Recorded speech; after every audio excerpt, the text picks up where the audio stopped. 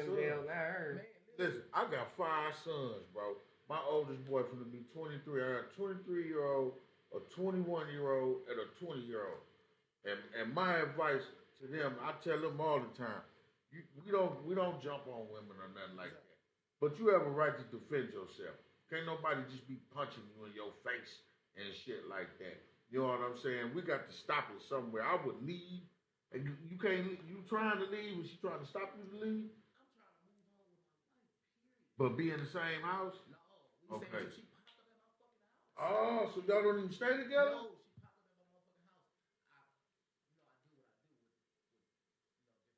Right, right. Right.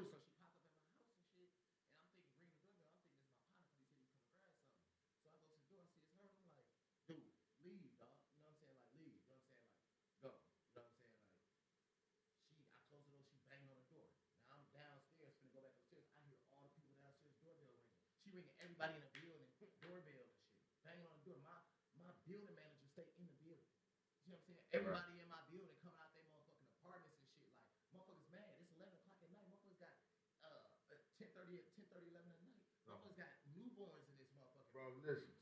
Hold on, I'm going back to what you said about the street shit. You being the street dude, and that's why you can't go to the cops. See, that's what be having shit fucked up. You know what I'm saying? Because when you finally decide to do something, that's how you go lose because it ain't been no record of that shit. And that's how they get away. You know what I'm saying? If this ain't street shit, y'all not beefing. This some domestic shit. This ain't street shit. You not beefing with her, is you? Pistols, y'all beefing, or this some domestic shit? Which is it? It's domestic shit. You know what I'm saying? So you need to get them involved. You know what I'm saying? Just as far as having a record of it, at least that this is what's been happening. You know what I'm saying? Because you go lose by not saying nothing and continuing on like that. I don't see how you can do it. You got to stop it. So you figuring out how to stop it. You should contact the police when it's not in the heat of the moment and explain the situation to them and let them know that if something happens, you're concerned that she's going to come around causing problems. And if she comes around causing problems and you got to call them, they're going to know exactly what's going on. They're not going to rush at you. You better be careful. You gotta, because that's what's going. Man, what's going to happen? I'm gonna tell you what. There's so many things that can happen. She could come there, make a fuss like she doing, call the cops, and they gonna come get you. You know what I'm saying? Flat out. Ain't no record of it. Like you gonna be trying. Right. Exactly. You're not telling on her. You trying to avoid some shit. At least record it. That's man. I don't know. Mm-hmm.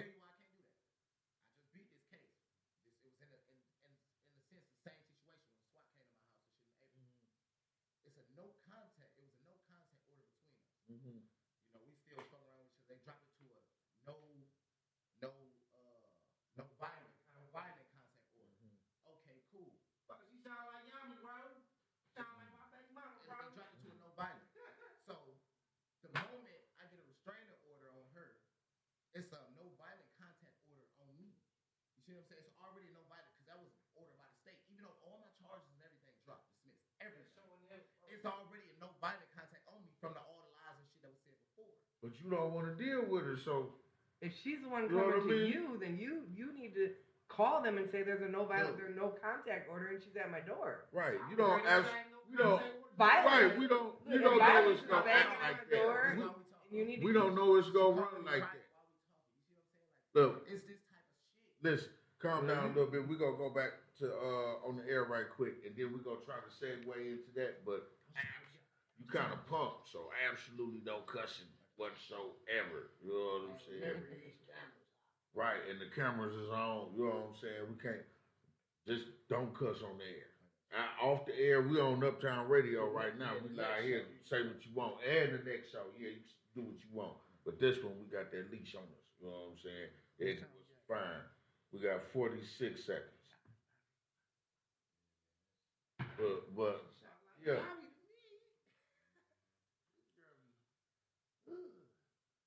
And then you know what? At the same time, she strike me as a person that, let's say you did get with her, it seemed like it wouldn't stop at that. Like she just wouldn't be like, okay, you did that. Right. And she gonna call the boys, she gonna do all that. You got a crazy one. That's man, that's why that's why you got it. That's her parents might be from one of the listen, you got man, ain't no way around it. You gotta get the laws involved. Or you gonna lose. Hey, I mean, what choices do you have? Think about it. Huh? Okay. Yeah, it just went.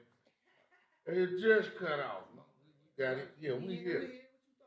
We here. We still here with Eva Welch, and I'm still interested on how everything played out. They did the 48 hours of homelessness, which is I think is courageous. You know what I'm saying? To volunteer. Some people live in that every day, but to volunteer, you know, really took something. So, even look, she. Right, she on her phone. We also got Donald Spride in here. You know what I'm saying? And he got a situation. I was watching you guys on my phone. So. Right. Oh, you would have been right in line with my brother. Don't worry. We would have lined you up together. Okay. Your brother was out there with That's you exactly what my brother did too when we got to Wilson Park. Now, my brother, mind you, we all got these backpacks, and my brother felt like he needed to have a suitcase because that's what our friends usually like, you know, a rolling suitcase. So he goes and gets this little flower rolling suitcase. He's like 6'4", big dude. Walking down the street, the suitcase is like bumping up and down because he's too big for this suitcase. And we're going through Wilson Park, and where we decided we were going to stay, there were lots and lots of cobwebs, like giant cobwebs. He didn't even pause. He just kept going, and we're like, where are you going? He's like, I'm going to 27th Street. Ain't no way I'm staying in the wilderness. We're in the middle of the city, in the pavilion. But so, yeah, he ended up kind of like ditching off on us. Right. But part of the reason that he did that is because he wanted to really experience it. Right. And if you're going to become homeless in the middle of the night, you're not going to have 6 of your best friends with you. You know, so that was a privilege that we had that we didn't even think about until he pointed that out to us. Right. So we actually went up on 27th Street and stayed in a bus shelter all night. And he really, really felt it. Like, he went into Walgreens and tried to use the bathroom, and they told him the bathroom was broke, even though we were there earlier and used the bathroom. You know, he had some security guard come over and ask him what he was doing and kind of got into an argument with the security guard. When he woke up in the middle of the night, he actually, now, the bus station he was at was like a single person bench, like literally like this big. And he woke up and there was somebody like right next to him, like almost trying to, yeah. And I know, right? We were all laughing and stuff, but then when you really think about it, it's like, it was cold. You know, feels like 27 degrees, and Bill had a sleeping bag and a blanket over him, and this guy had like a sheet over him. Right. So, you know, when my brother woke up, he took his blanket. He took his blankets off of him and put him on the guy, and he's like, man, I know I'm going home in 12 hours or whatever it is. He did 24 hours, but it felt, when we were looking at our phones, it was like 31 degrees, but felt like 27 because in the middle of the night, the dew point starts dropping. We were tough at first, like, it's not that cold, but yeah. Oh, okay. That's what it is. I mean, that's the reality of it, and we think of that too. You know, when and even in the warming rooms, if you're able to stay there until 6 in the morning, and for somebody to wake you up at 6 in the morning and tell you got to go, and it's -30 out, the buses ain't running yet, nothing's open yet.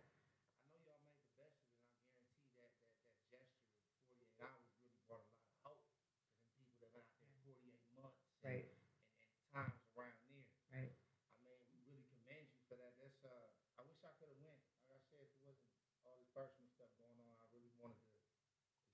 There's always next year. Maybe twice a year. Do it in the summer, man. Let's cheat. Do it in the summer. Well, you know what? Normally we do it like earlier in the year, like September, and it's like 65 out. You know, during the day when we were so exhausted, we literally just plopped down in the grass in the park. This year was a whole different ballgame. There was none of that, and it rained horribly the day before, so everything was soaking wet. There was no laying on the grass. Concrete was your only option. That was, and I mean, little things that. Right, at that point, because it was frozen too. We woke up, there was, you know, frost and stuff, but it makes us realize things like, you know, we might start to think, why is this guy asking us for a blanket all 3 days a week? Like, we see him 3 days. We just gave you a blanket Tuesday. It got wet. It got lost. I'm going to tell you what else we learned. nobody wants to carry that stuff around all day. My hand was literally like my finger was swollen and like because it was cutting off the circulation from carrying around my sleeping bag all day. Wow. So it helps us gain an understanding. I guarantee you, this winter, I actually on the way here was thinking, when we do our little outreach team meeting, I'm going to make sure that I tell everyone this winter I don't want to hear anyone saying, "I just gave you a pair of gloves on Tuesday, Bobby. You got to start." I lost my glove within the first hour. Sure, really? Yeah, Right, socks. Socks. So Yes. you realize that's some real stuff. You know Right, what I'm saying? You right. thinking, oh, you just want more. You trying to, it's like, No. no. But you Right. never know. Like I was in the ass too. Like as far as the businesses you got interacted with, you can look at it from both sides of the fence. Like you ain't gonna use my bathroom, do this, and that, or you homeless, just clean up, da da this and that. I'm sure y'all got both ends of the spectrum. Right. Is there any businesses that you like to shout out for their hospitality? The Greyhound bus station, they try, but it's hard because when you got the higher ups that are telling you do your job and make sure these people aren't sitting in our building all day, Right, but yet you're the one that's got to come to their face and look at them while they're crying right. and tell them they got to go. So there are a lot of security guards or employees at the Greyhound station that truly try to help, and I think they're amazing. There was a young couple that actually works there together. And they helped us help a lady that was here and lost and confused. Somehow she got here from Kentucky. Now we found her during our 48 hours. The Sunday that we spent at the bus station was literally a full day's work for Shelly and I. It was 5 or 6 people that we were referring out for shelter. One lady that we had to get home to Kentucky, and she was so confused. She couldn't tell me where she was the night before. She couldn't tell me how to spell her last name. When we kept saying, well, how did you get to Milwaukee? She kept saying she was kidnapped. So we got as much information from her as we could, and we started to try to contact 211 for her and see what we could do to help her. And all of a sudden, she blurts out this name, and my outreach partner Shelly was like, "What did you say?" And she says the name again, and she's like, "That's my son."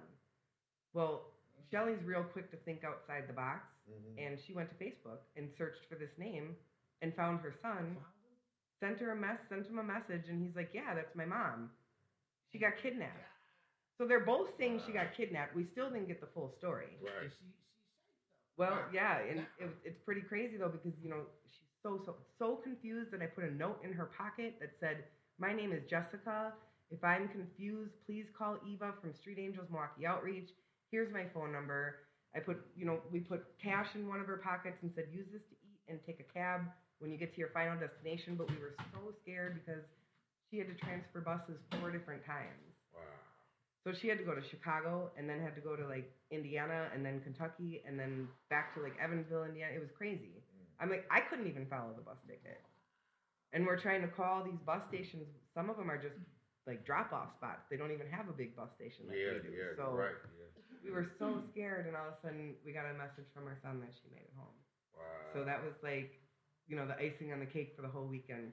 That was just, if we wouldn't have been there, what would have happened? The one security guard did tell her she had to leave, and actually told us we had to leave too. It was about 6 in the morning or so. Well, at one point we're like couldn't find anywhere else to use the bathroom, so we're like, well, we're just gonna go like you distract the security guard, I'll sneak in and use the bathroom. Right. And we go back 4 or 5 hours later, and she's still sitting outside. She had on a hospital gown, but some clothing over it, which you can tell somebody must have just given her because it was all 5, 6 times too big for her. But we just keep thinking like, what would have happened if we weren't there in that moment? Look, when I was in Chicago, out by O'Hare, they had a terminal. It had to been 100 homeless people in there, and there was a guard in there, and I guess he was the cool one. You know what I'm saying? He let them come on because they was just posted, and it was just rows of them, man. And I ain't never seen nothing like that. I seen a lot of homeless people in Atlanta. They got a real bad homeless problem. Yeah, right, yeah. Right, yeah. What I was gonna say, what really frustrates me is that y'all didn't have nowhere to go. There is no center for y'all to be like, hey, it's cold, we want some shelter. And on the other hand, it's plenty abandoned places that have space. It's got to be something in between. I drove past a closed down pick and save that would have housed all of y'all comfortably. Right. We've done it before.